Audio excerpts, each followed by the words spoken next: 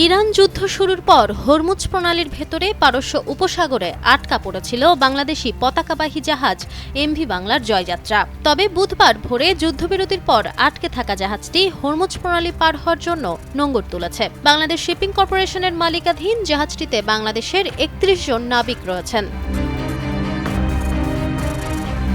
জাহাজ চলাচল পর্যবেক্ষণকারী সংস্থা মেরিন ট্রাফিকের ওয়েবসাইটে দুপুর ১২টায় দেখা যায় জাহাজটি সৌদি আরবের রাস আল খায়ের বন্দর থেকে রওনা হয়েছে। দুপুর ১২টায় দাম্মাম বন্দরের বহির্নোঙরে অবস্থান করছিল জাহাজটির গতিবেগ দেখাচ্ছে ঘন্টায় ৮.৩০ নটিক্যাল মাইল। জাহাজটির ড্রাফট ১০.৮০ মিটার।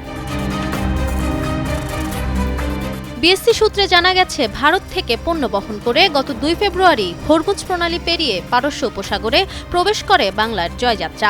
পরে কাতারের একটি বন্দর থেকে স্টিল কয়েল বোঝাই করে ২৭ ফেব্রুয়ারি সংযুক্ত আরব আমিরাতের জেবেল আলী বন্দরে পৌঁছায় জাহাজটি। এর পরদিনই ইরানে হামলা চালায় যুক্তরাষ্ট্র ও ইসরায়েল। পাল্টা প্রতিক্রিয়ায় ইরান মধ্যপ্রাচ্যের বিভিন্ন স্থানে হামলা চালালে সংঘাত দ্রুত ছড়িয়ে পড়ে।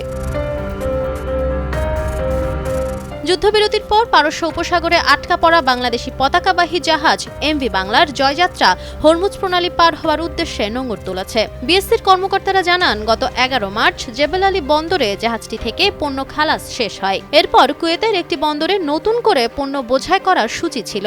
তবে মধ্যপ্রাচ্যে যুদ্ধ পরিস্থিতি চলমান থাকায় ঝুঁকিপূর্ণ এলাকা ছেড়ে নিরাপদে জাহাজটি ফিরিয়ে আনার সিদ্ধান্ত নেয় বিএসসি। সে অনুযায়ী জাহাজটি হরমুজ প্রণালীর দিকে যাত্রা শুরু করলেও নিরাপত্তার কারণে আগের অবস্থানে ফিরে যেতে হয় জাহাজটিকে। যুদ্ধবিরতির পর এখন আবার যাত্রা শুরু করল জাহাজটি।